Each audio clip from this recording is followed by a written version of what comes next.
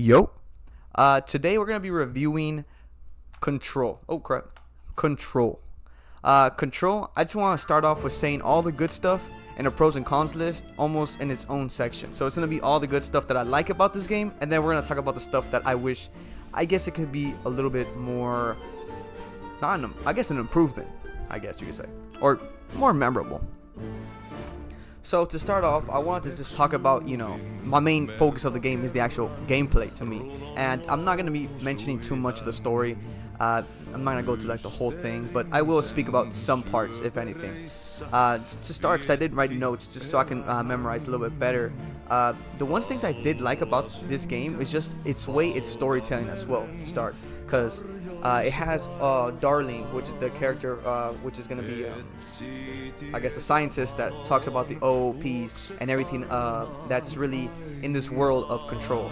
And the way how they, I guess, like, give us information through these TVs and through, I guess, like, collectibles and anything like that. It's almost like any other game, but the way they shoot these clips in these videos just make it feel more realistic in a way. Obviously the game doesn't look realistic in that sense, but I did play in the PS4 version, which to me just made it way more funnier to play it because it was just so chopped and so low quality. But it was still a form for me to enjoy the game. It wasn't like just because the quality was bad I didn't enjoy it. I still had some I guess fun and memorable parts of the game, which I would say will be starting with, other than the video, the way of the storytelling with Darling's videos, it will probably be with, I guess, the combat as well. Because like just in the first encounter you play, you get to experience the way you shoot and you use telekinesis to like launch things at enemies and maybe even launch enemies. You don't get to do too much later in the game. You get more powers and you get, I guess, more abilities to upgrade your tech tree and stuff like that. But the main focus for sure is the gun and the different ways you use it, because it has different variants, should I say. And upgrading your tech tree is one of the things that you want to push yourself to, because you want to get stronger and better. And honestly, health was one of the things I really wanted to push. And another one, spoiler alert, is going to be what's called levitation, because those were so cool, just like traversing and then having enough health, because it's weird, I won't lie, but we'll get to the cons. Another one was also the way these puzzles are formed as well. To start with the first puzzle that you actually encounter that makes you kind of like trip and not understand where I'm at is the motel, where you pull this little like chain thing from the ceiling, and you pull it 3 times and boom, you're in a motel and you have to figure out this puzzle. So the puzzles aren't really that hard, just more almost like a matching the picture type of thing, or just like solving like a little like clock, which are not too hard to fully understand, but it'll definitely trip you up, like what am I supposed to do when I get here, because it's not a big open area like the rest of the map, and it's really just like a quick puzzle in order to like continue the path, or like continue the path that's blocked, basically, which is cool. But there are some more memorable encounters as well, which we'll talk about in the game as well. Trying to do sections. But also, once you start playing more with the actual guns and reaching different encounters with more enemies, they just get so much more rewarding with just getting the abilities for your guns, abilities for your character, person mods, weapon mods, and understanding like these things are very beneficial, and reading as well to know what's going to be good for you. If you want more health, you want less ammo to be used, more energy gain when you kill an enemy, headshot damage, which is some of the things like I went for, which is going to be health, headshot damage, and maybe like ammo conservative, because ammo is so scarce where it's like you have to continuously like just wait for your ammo to recharge. That's why, like, to me, the game almost pushed you to play in I guess like in a variety of your different powers, which was if it was to levitate, or like play it safe and like use your shield to like block off enemy weaponry, like literally rockets, snipers, or like even themselves exploding right next to you, which made the game like, I guess, like fun in a sense, because there's some I feel like there's gonna be some people that just want to play only gun, or only melee, or only one section, or only use one power that Jesse has. But the game really pushes you to play with everything and just explore all the forms of combat. which are all good. And not too much though to call it melee. The melee is like almost like a safeguard. You just like punch someone and get the hell out of there, which is like, it's okay. But you know, I was more about the shooting, the telekinesis, and even like levitating to body slam on the person you're trying to kill, which is pretty funny. And you know, oh yeah, what I was talking about to call rewarding encounters give you like more powers, and even, you know, level and skill points for your skill tree as well, which only get from actually completing what's called side quests from those. Also, the areas of the game are for me, aren't too memorable because it feels kind of like gritty and gray and not too many colors. But there are some parts of the map where you just can't forget.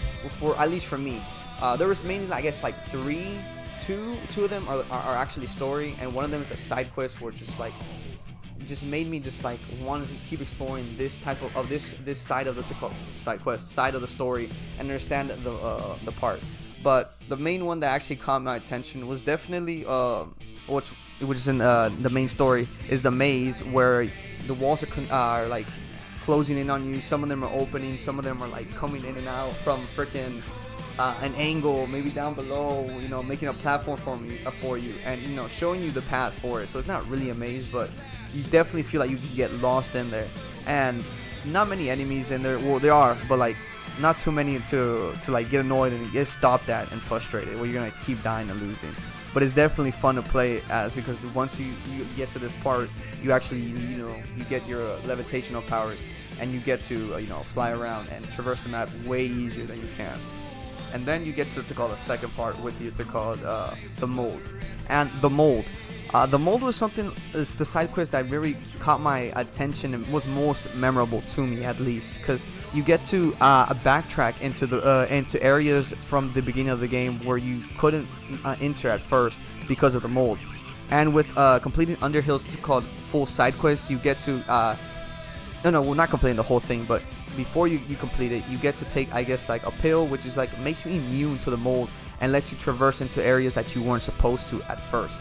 And with that, you get to fight also a boss that's also in her own section of the map, and you get to fight this mold plants flower thingy, and that boss really, like, you know, made me think more critically when I'm fighting, because like when you're fighting little enemies, or like, I guess, a boss, but it's really just more, if even a boss, just a character with a bigger, it's called health bar. You actually have to like time your dodges, maybe like block some stuff, and, you know, use your map for your advantage. And that plant, that's called the boss, really like made me think more, like I said, because it's not like you're fighting like a little enemy, just throw stuff at it, shoot it, and that's it. You definitely have like a bigger enemy that's more hostile to you, because it shoots a lot of stuff with 3 heads.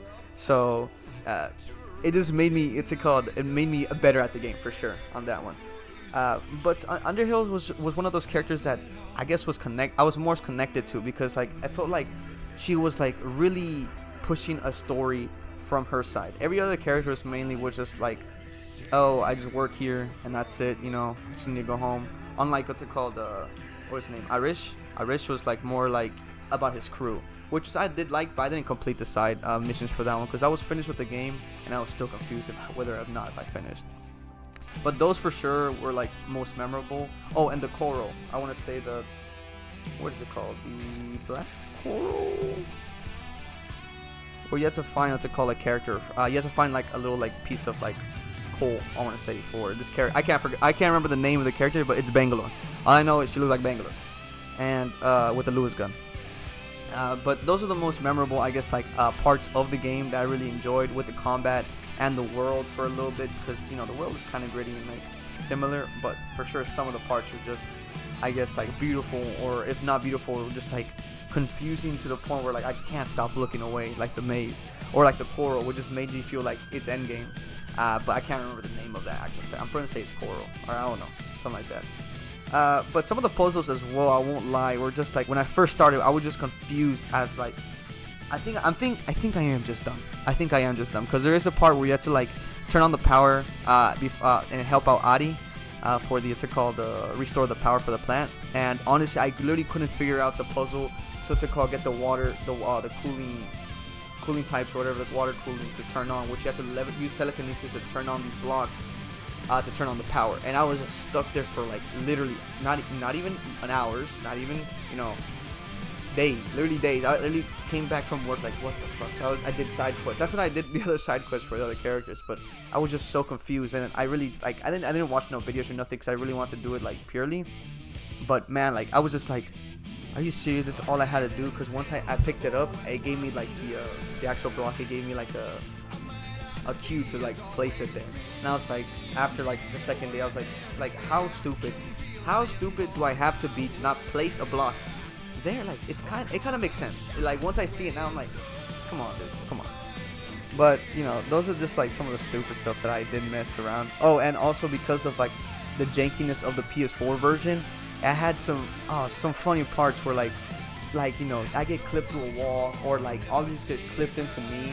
And there's this one thing I remember where you know, Jesse's which is my character, Jesse is like, you know, walking, and then like I get clipped into a box, and now the boxes are on my hip, like my hip area for my character.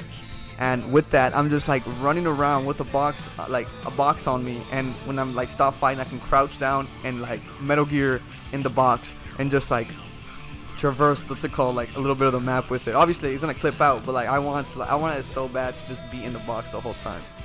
But with that, the costumes, those are also like something that also caught my attention a lot, because like I do like, you know, like customization and maybe like making your character look cooler than it is.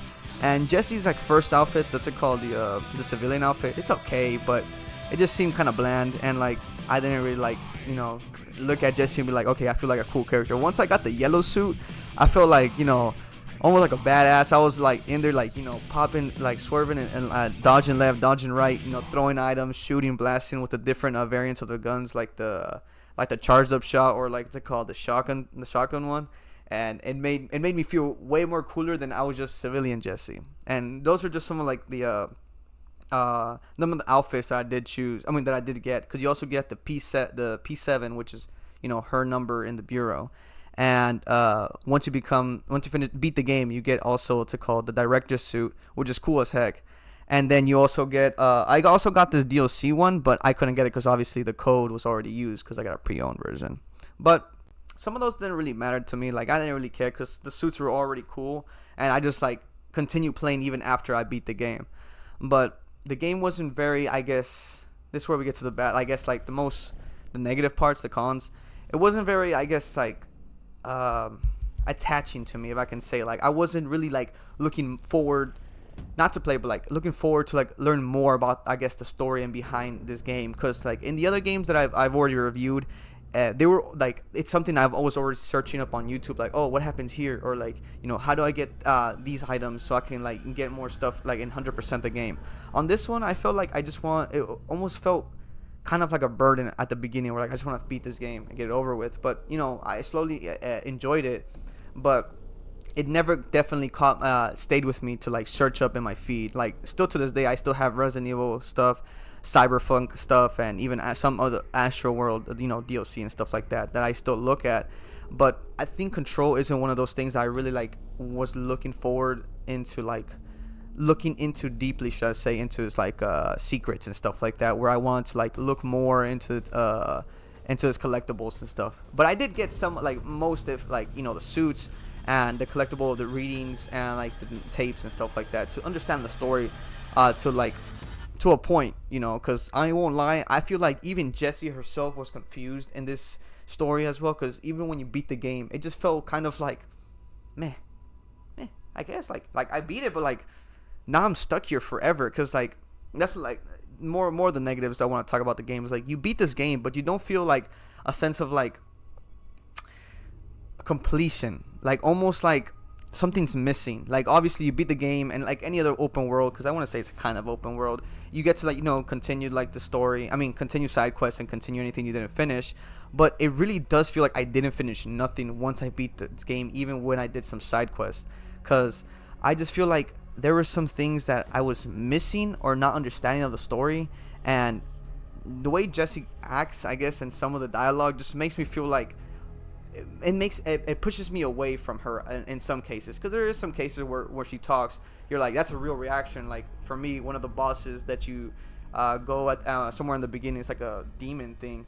It just pops out of nowhere, and I go, oh fuck, and then Jesse goes, oh fuck. I'm like, that's a real reaction, and anything that goes in the game, like she has real like human reactions, but when she interacts with another person, it's just like she's talking, and then she's talking in her head, but like it feels like she already knows she's the main character. It's like chill, just calm down, enjoy. Like I feel like if she maybe like she does that sometimes, where like instead of talking to herself mid conversation, she talks to herself after the conversation ends, and I feel like that's way better, because then you feel like you're connected with the character a little bit more and understanding what she really thought, not like someone's talking to you and she's just in her own world. But at the end of the day, I feel like the character is supposed to like be crazy, what I mean, like she's kind of a lunatic, because she has these powers, she has a troll pass and stuff like that. But that's another like bad thing I didn't really enjoy about the game. And then also I would have thought I had way more stuff.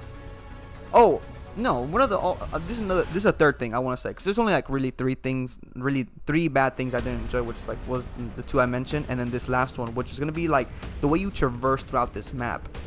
You traverse throughout this map, but you don't really understand where you're going or where you're stepping, and you don't know where you step in some cases, where you feel like you know where you're going in this area of the map, but it's really above you or below you, or the map isn't connecting right in some cases, and it just makes me feel really confused to backtrack and even go. That's just like where I really read the signs of the map instead of pulling up my map most of the time. But like I'm gonna show like where you pull out the map and I'm like between 3 levels and I don't really understand, or you have to like figure out side quests in order to get to some parts of the map, and it gets super confusing. Like the game's already confusing enough, and now like traversing the area is kind of confusing, and it's like I don't know, that just like grinding my, like this made me feel like I don't want to keep playing. Like it's made me really pissed for that one.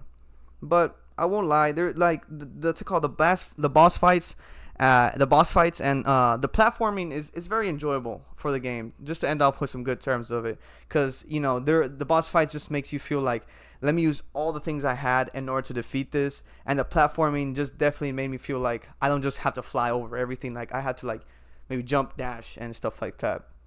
And in reality, this game wasn't too bad. It was just like there's just some things that didn't make me feel super connected with the game and have anything, I guess, tying back to maybe go back and play. I maybe go back and play it again in order to see its full potential, maybe understand it a little bit more. But right now, I don't think I'm gonna maybe touch it for a while. But with that in mind, I think I'm gonna give this game a 7 out of 10, maybe a 6.5. It's just not something I really enjoyed. But if you did have anything, like if you did not agree with me, go ahead and tell me I'm wrong. But I did not like this game as much as I did. I really did enjoy the platform. I mean, the actual gameplay of this game, and some aspects of the story to make you feel connected to this world. But it wasn't really anything memorable that I would like to say like, oh, I remember some stuff for this game, but I wouldn't really fully understand it. So with that in mind, I'm gonna give it a 7 out of 10, and I will see you guys in the next AGR. Peace. Working on a solution with my management team, but there is still a long road ahead. I'm the director of the Federal Bureau of Control. We're in this together. You and I.